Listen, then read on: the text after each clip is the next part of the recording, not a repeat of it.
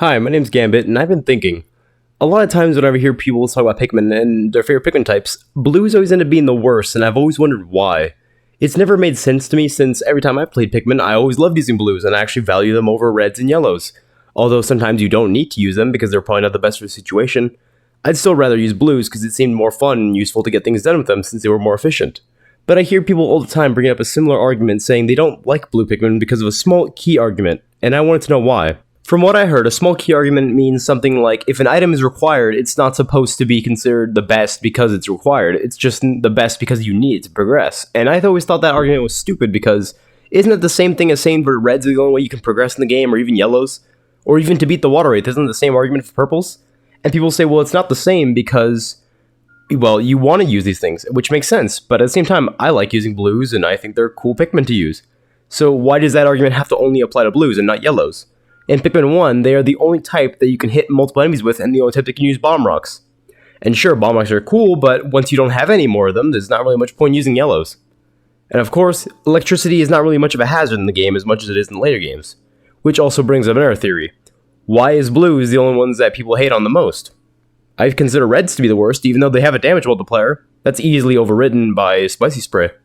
Another argument I hear is that people keep saying ice Pikmin are better than blue Pikmin, which doesn't make sense to me because even though you can freeze the water and kill enemies with them, doesn't mean you can get the treasure.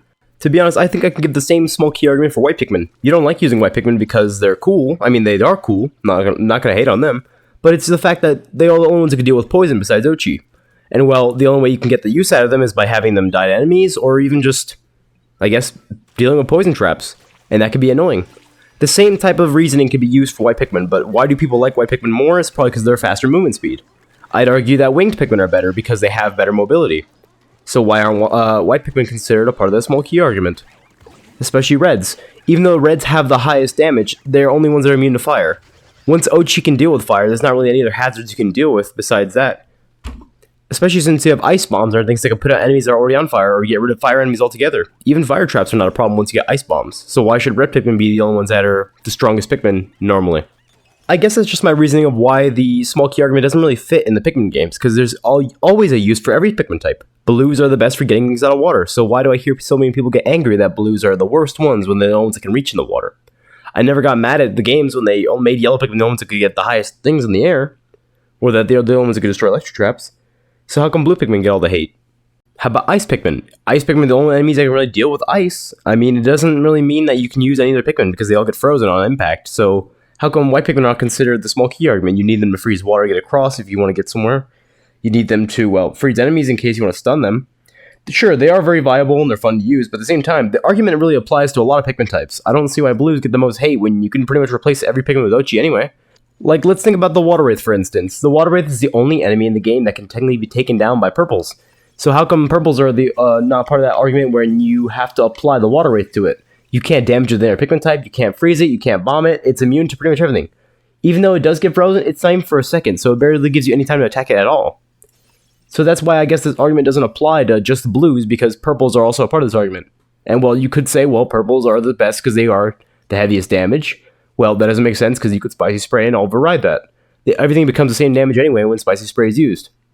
You could say, well, maybe because their 10 carry weight makes them the best. Well, that is true, but at the same time, Ochi is already better by the time you have purples anyway.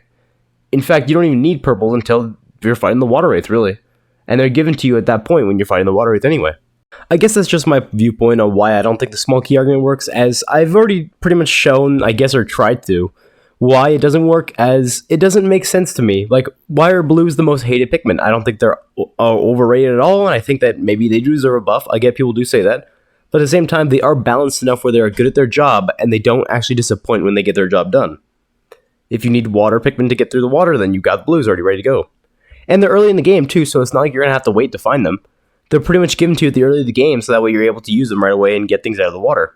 Especially since you can't even get some of that raw material in the beginning of the game without blues. Ice Pikmin can't get that out of the water.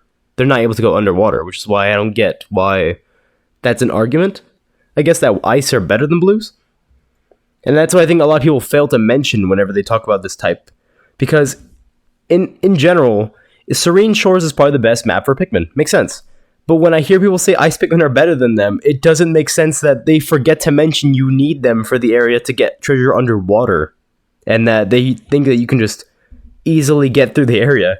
Because as I shown with one of the clam enemies, you can't even damage it if it's underwater because you need ice Pikmin. If you freeze the water, it's not going to be allowed to be hit because it's not a tip box. That's why blues are the better ones for some of these underwater fights.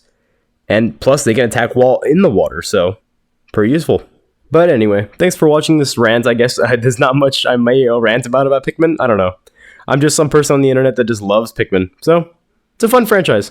Please check out the games if you haven't. It's actually really fun. I've played through all 4, and I guess I haven't uploaded recently because I was sick, which kind of ruined my ability to record videos for a while. My throat killed me, and I did not know what else to do. But now that I'm better, I'll try and record more constantly, I guess. But thank y'all for watching, and I hope you enjoyed this little rant of mine.